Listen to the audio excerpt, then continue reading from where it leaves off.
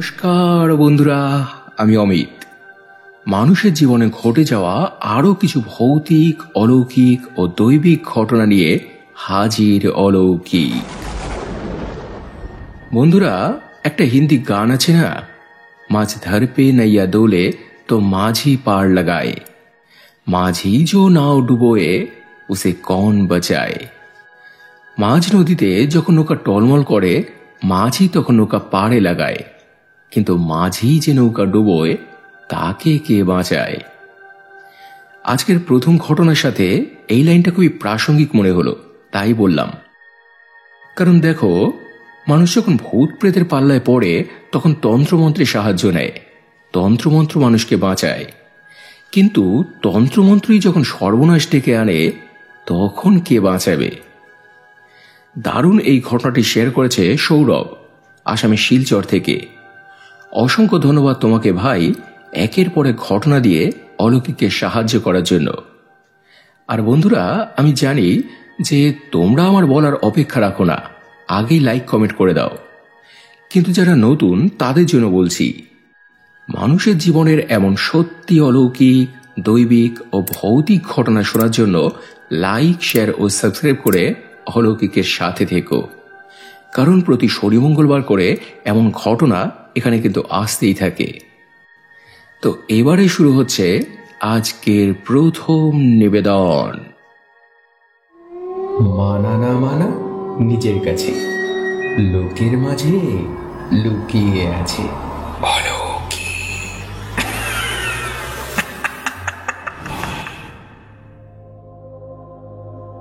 দাদা, আমি সৌরভ, তোমার জন্য আজ আবার কিছু ঘটনা নিয়ে এলাম। ঘটনাটি মূলত চড়ক পূজা নিয়ে। শহরে চড়ক পূজার তেমন চল না থাকলেও গ্রামে গঞ্জে এখনো খুব ধুমধামে পুজোটা পালিত হয়। সেই সময় অনেক রকম অলৌকিক দৃশ্য দেখা যায়। কোনো মানুষ রাক্ষসের মতো আচরণ করে, অথবা মুন্ডু চালান দেওয়া হয়, বর্ষি গাঁথা হয়, এমন কত কিছু দেখা যায়। আপাত দৃষ্টিতে এগুলিকে ভেলকি বা বুজরুকি মনে হতে পারে, কিন্তু আসলে এগুলি গূঢ় তন্ত্রের বিষয়। সাধারণ মানুষ যা জানে না বা জানতে দেওয়া হয় না, কারণ এসব জিনিস সবার জন্য নয়। সবাই অত গভীরে যেতে পারে না, মাঝপথে গিয়ে আটকে যায়, না পারে এগোতে, না পারে ফিরে আসতে, মহা বিপদে পড়ে তখন। এছাড়াও শক্তির অপব্যবহারের ভয় তো থেকেই যায়। তো ঘটনাটা ঘটেছিল আমারই দুই বন্ধুর সাথে। একজনের নাম দীপ আর একজনের নাম সৌভিক। দীপের দাদু ছিলেন একজন নামকরা কামাখ্যা সিদ্ধ তান্ত্রিক, অনেক কিছু জানতেন তিনি প্রতিবার ওখানে চড়ক পূজার আয়োজন করতেন। তিনিই হতেন চালান সন্ন্যাসী। বুঝলে না তো? বলছি, চালান সন্ন্যাসীকে এই পুজোর মূল উপদেষ্টা বলতে পারো। পুজোর 10 দিন আগে থেকে ওনাকে অনেক নিয়ম কাজ করতে হয়, শুদ্ধাবস্থায় থাকতে হয়, শ্মশানে যেতে হয়, ভূত প্রেত পিশাচদের ভোগ নিবেদন করতে হয়, তাদের তুষ্ট করে আমন্ত্রণ জানাতে হয় এই পুজোয় যে তোমরা এসে আমায় সহায়তা করো। এছাড়াও শ্মশান দেবতা সহ বিভিন্ন শক্তির পুজো আর্চা করতে হয়, অনেক ব্যাপার আছে। তো যাই হোক, সেবার উনি ওনার নাতি দীপকে ডেকে বললেন, হ্যাঁ রে, এদিকে শোন, তোর সঙ্গে কথা আছে। বলি, প্রতিবার আমার শ্মশান কাজে যিনি সাহায্য করেন, এবছর তিনি নেই। তাই ভাবছি এবছর তোকে নিয়ে যাব। তুই শুধু ভোগ রান্না করবি, যাবতীয় কাজ আমিই করব। পারবি তো? ভয় পাবি না তো? ও বলল, না না, ভয় পাবো কেন দাদু, তুমি আছো তো। তবে আরো কেউ একজন সঙ্গে থাকলে ভালো হতো, হাতে হাতে একটু সাহায্য করতে পারত। দাদু বললেন, আচ্ছা দেখ, যদি তোর কোনো বন্ধু বান্ধব যেতে চায় তো যাবে। সেই মতো দীপ আরো একজনকে জোগাড় করলো, ওর নাম সৌভিক। এসব বিষয়ে বেশ ঝোঁক ছিল ছেলেটার, টুকটাক কিছু জিনিসও জানতো। তো এরপর যথাদিনে সবকিছু গোছগাছ করে সবাই মিলে রাতে শ্মশানে গেল। শ্মশানে ঢোকার আগেই দাদু গাত্রবন্ধন মন্ত্র দিয়ে নিজের দেহ এবং ওদের দেহ বন্ধন করে দিলেন। তারপর আরো যেসব কাজ থাকে সেসব করতে লাগলেন। এদিকে ওরা রান্নার প্রস্তুতি করছে। সঙ্গে করে একটা মুরগি এনেছিল, যেটাকে শ্মশান দেবতার উদ্দেশ্যে প্রথমে বলি দেওয়া হলো। তারপর সেটাকে কেটে ধুয়ে তার মাংস রান্না করা হবে। এই সময় ওদের একটা ভুল হয়ে যায়। ওই রান্না করার আগেও বেশ কিছু কাজ থাকে, বেশ কিছু নিয়ম থাকে। একটা অনুমতি নিতে হয়, দিক বন্ধন করতে হয়, এছাড়াও একটা গণ্ডি কেটে নিতে হয়, যাতে রান্নার সময় ভূত প্রেত পিশাচের দল বিরক্ত না করে। ওরা সেটা করেনি, আগেই রান্নার কাজে লেগে পড়েছে। এমন সময় ওদের দাদু ওদের ডাকলেন। তখন সৌভিককে দীপ বলল, যা তো সৌভিক, দাদু কি বলছে শুনে আয় তো। তো সৌভিক গেল শুনতে। তখন ওর দাদু ওকে এসব নিয়মের কথা জানালেন। সেসব শুনে ও আসতে পারেনি, তার আগেই দীপ এদিকে রান্না চাপিয়ে দিয়েছে। যেই না রান্না চাপিয়েছে অমনি শুরু হলো দুর্যোগ। এমন একটা ঝড় মতো উঠল ওই জায়গায় যে সবকিছু একেবারে উল্টে পাল্টে লন্ডভন্ড করে ফেলছে, উড়িয়ে নিয়ে যাচ্ছে সব। আগুন তো কখনই নিভে গেছে, এমনকি মাংসের কড়াইটা পর্যন্ত ছিটকে পড়ে ভোগের সমস্ত আয়োজন নষ্ট হয়ে গিয়েছে। ওই দেখে সৌভিক তখন ছুটে আসে যে কি হচ্ছে ওই জায়গায় সব। এসে দেখে ওই কাণ্ড, সবকিছু লন্ডভন্ড। আশপাশটা কেমন যেন থমথমে হয়ে আছে। দাদু ততক্ষণে এসে দাঁড়িয়েছেন ওদের সামনে।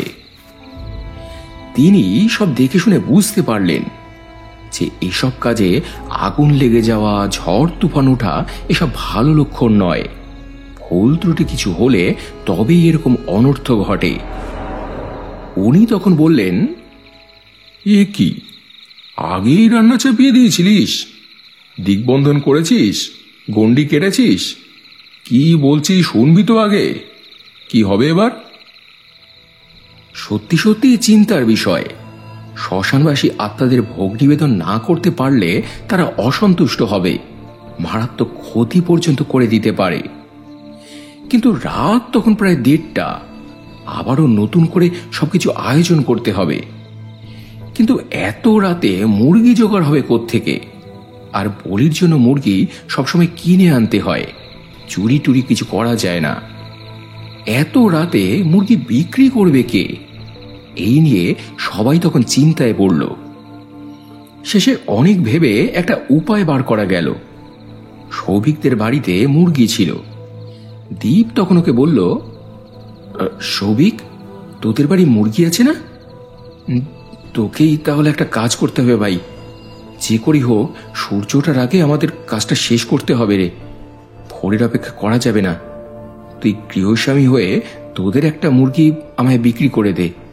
আমি 11 টাকা দ্রব্যমূল্য দিচ্ছি। দেরি করিস না ভাই, কাজটা শেষ করতে হবে। তো সেই রাতে ওরা আবার দুজনে গ্রামে এলো। সৌভিকদের বাড়িতে সবাই তখন ঘুমোচ্ছে। সৌভিক দ্বীপের থেকে 11 টাকা নিয়ে এরপর একটা মুরগি বের করে ওকে দিল। বলল, এই নে ভাই, চল এবার তাড়াতাড়ি চল, কাজটা শেষ করতে হবে। তারপর ওরা আবারও শ্মশানে এলো। শ্মশানে এসে সেই মুরগিটাকে এরপর নিয়ম অনুযায়ী আবার বলি দিল। বলি দেওয়ার পরে যা সব নিয়ম থাকে পুনরায় সেসব নিয়ম মেনে এবার মাংসটা রান্না করতে লাগলো। ভোর হতে তখন আর বেশি বাকি নেই। তাড়াহুড়ো করে এরপর রান্না করা হলো। তারপর সেগুলি নিবেদন করা হলো ওই অশরীরীদের উদ্দেশ্যে। সঙ্গে পান পাত্র, খানিকটা জল আর 2টো মদিরার বোতল দেওয়া হলো। শ্মশান দেবতা গচ্ছাম। প্রেত পিশাচাগচ্ছম আবাহয়ামি আবাহয়ামি।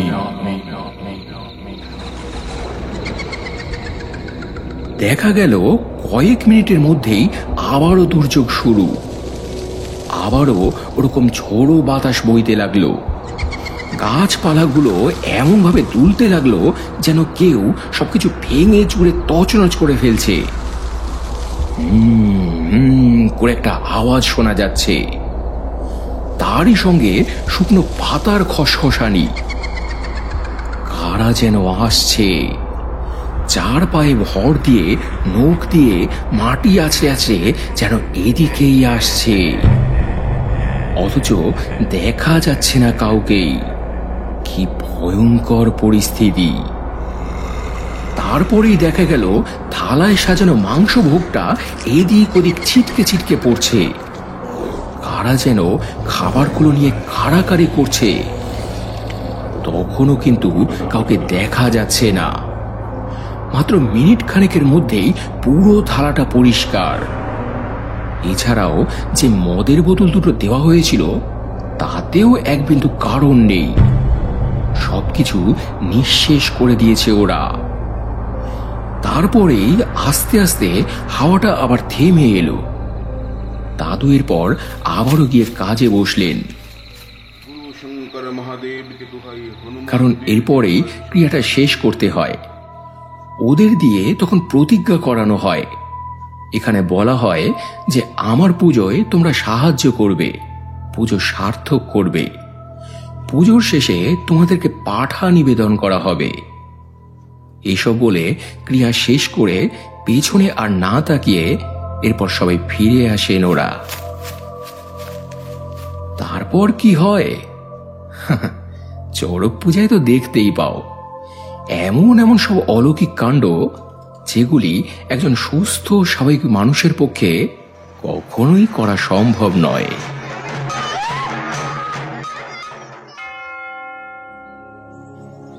তো এই ছিল বন্ধুরা আজকের প্রথম ঘটনা। আমরা যারা শহরে থাকি এসব অনেক কিছু আমরা জানি না, অনেক জিনিস জানতে পারলাম। তো এবারে চলে যাব আজকের দ্বিতীয় ঘটনায়। এটাও শেয়ার করেছে সৌরভ। ঘটনাটি খুবই ছোট কিন্তু বেশ চমৎকার। আর তাছাড়া একটা ঘটনা দিলে দেখছি যে এপিসোডটা খুব ছোট হয়ে যাচ্ছে, তাই এই ঘটনাটাও সাথে শোনাচ্ছি। তো বন্ধুরা, ঘটনায় যাওয়ার আগে তোমাদের বলি, এই ধরনের ঘটনা যদি তোমরা এখানে শোনাতে চাও তাহলে ডেসক্রিপশনে দেওয়া এই নাম্বারে আমাকে হোয়াটসঅ্যাপ করতে পারো। যদি লিখতে পারো তো লিখে, না হলে ভয়েস মেসেজ করে বলতে পারো। এবারে শুরু হচ্ছে আজকের দ্বিতীয় নিবেদন।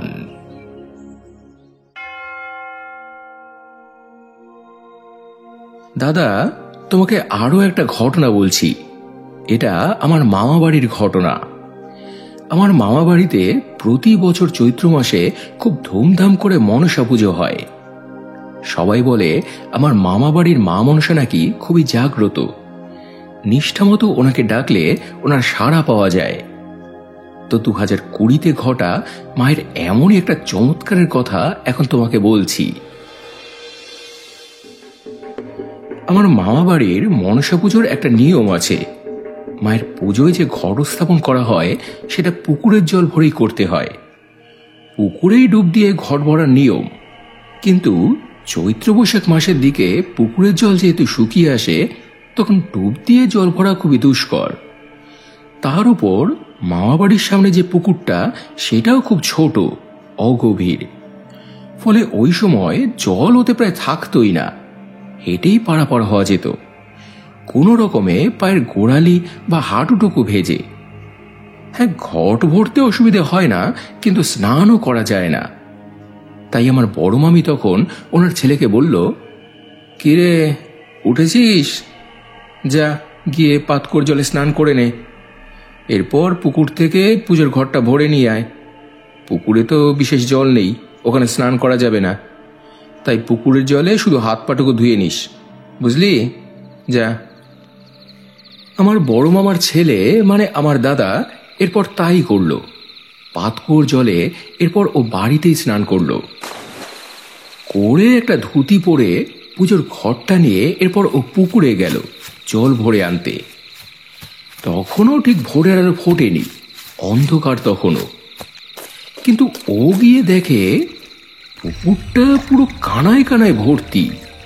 বর্ষাকালে যেমন ভরা পুকুর থাকে ওই রকম। ও তখন ভাবে, বাবা, আজ পুকুরে এত জল, কিন্তু কই কাল অব্দি তো জল তেমন ছিল না। যাক, এতই জল যখন, বরং এখানে ডুব দিয়েই জল ভরে নিয়ে যাই। এই ভেবে এরপর ও পুকুরে 3টে ডুব দিয়ে মায়ের পুজোর ঘরটা ভরে বাড়িতে ফিরতে লাগে।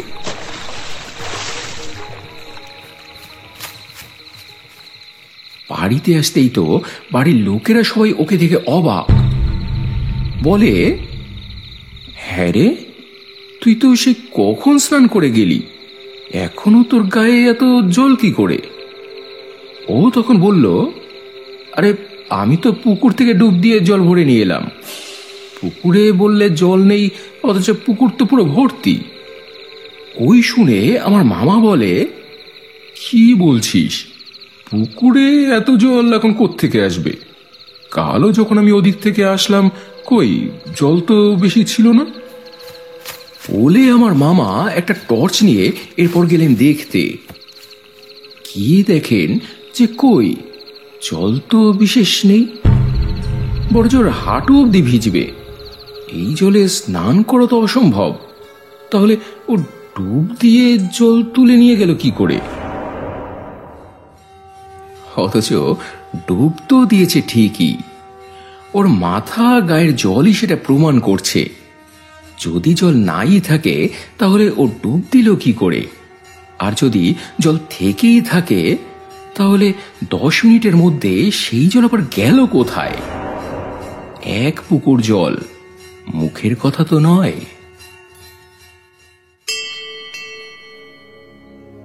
তো এই ছিল বন্ধুরা আজকের দ্বিতীয় ঘটনা। কি বললাম না যে ছোট হলেও বেশ চমৎকার ঘটনাটা? তো কেমন লাগলো তোমাদের আজকের ঘটনাগুলি কমেন্টে জানিও। যদি ভালো লেগে থাকে তাহলে ফেসবুক, ইনস্টাগ্রাম বা পরিচিত মানুষদের সঙ্গে প্লিজ শেয়ার করে নিও। এবারে গত এপিসোডে রোহিণী মালিক লিখেছে, তোমার গলায় ঘটনা না শুনলে যেন ঘুম আসতে চায় না। সুদেশা সিংহরায় লিখেছে, একদম ইউনিক আর নতুনত্ব একটা ঘটনা শুনলাম, তবে শেষে আনন্দ মামা মারা গেলেন, এটাই প্যাথেটিক। পায়েল কুণ্ডু লিখেছে, ধন্যবাদ দাদা ভাই এত সুন্দর সুন্দর ঘটনা আমাদের উপহার দেওয়ার জন্য। মনীষী কাকিমা লিখেছেন, তোমার গলায় দারুণ ভয় লাগলো। অজন্তা ভরে লিখেছে, অদ্ভুত অবাক করা একটা ঘটনা। স্বপ্ননীল কর লিখেছে, সত্যি দারুণ ভয়ের, সাংঘাতিক, অন্যরকম সব ঘটনা পাচ্ছি।